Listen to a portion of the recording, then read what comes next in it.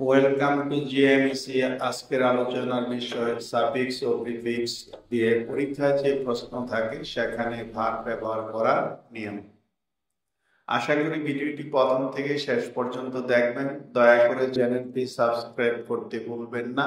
Rule 1, সাবজেক্টের পরে bracket word থাকলে ব্র্যাকেট ওয়ার্ডকে ভার্ব বানাতে হয়। যেমন we should beautiful our character, answer beautify. এখানে ব্র্যাকেট ওয়ার্ডটি পূর্বে সাবজেক্ট হিসাবে উই আছে, তাই ব্র্যাকেট ওয়ার্ডটি হবে ভার্ব। সুতরাং বিউটিফুল এর ভার্ব হয়েছে বিউটিফাই।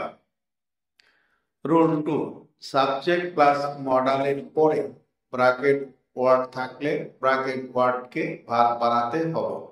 যেমন we should large the Horizon of our knowledge, answer enlarge.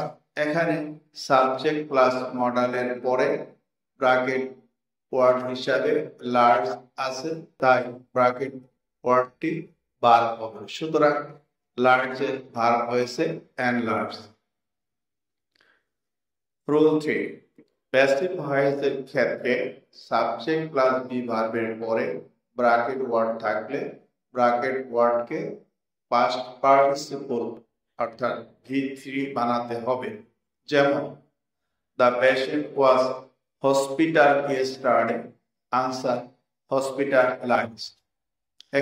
এখানে সেন্টেন্সটি প্যাসিভ ভয়েসে আছে এবং ব্র্যাকেট ওয়ার্ডের পূর্বে বি ভার্ব হিসাবে ওয়াজ আছে, তাই ব্র্যাকেট ওয়ার্ডটি ভার্বের V3 হবে। সুতরাং হসপিটালের ভার্ব হয়েছে হসপিটালাইজড। নাম্বার 4, অ্যাক্টিভ ভয়েসের ক্ষেত্রে সাবজেক্ট প্লাস বি ভার্বের পরে ব্র্যাকেট ওয়ার্ড থাকলে ব্র্যাকেট ওয়ার্ডকে আইএনজি যুক্ত ভার্ব বানাতে হবে। যেমন our women are work with men in working places, answer working. এখানে সেন্টেন্সটি অ্যাক্টিভ ভয়েসে আছে এবং ব্র্যাকেট ওয়ার্ডের পূর্বে বি ভার্ব হিসাবে আর আছে, তাই ব্র্যাকেট ওয়ার্ডটি ভার্বের আইএনজি ফর্ম হবে বা আইএনজি ফর্ম হয়েছে। সুতরাং ওয়ার্ক হয়েছে ওয়ার্কিং। রুল 5, ব্র্যাকেট ওয়ার্ডের পূর্বে টু বি, বিং, হ্যাভিং থাকলে ব্র্যাকেট ওয়ার্ডকে পাস্ট পার্টিসিপল বানাতে হবে। যেমন the helpless people are being help, answer helped. এখানে ব্র্যাকেট ওয়ার্ডের পূর্বে বিং আছে, তাই ব্র্যাকেট ওয়ার্ডটি ভার্বের V3 ফর্ম মানে পাস্ট পার্টিসিপল ফর্ম হবে। সুতরাং হেল্প হয়েছে হেল্প।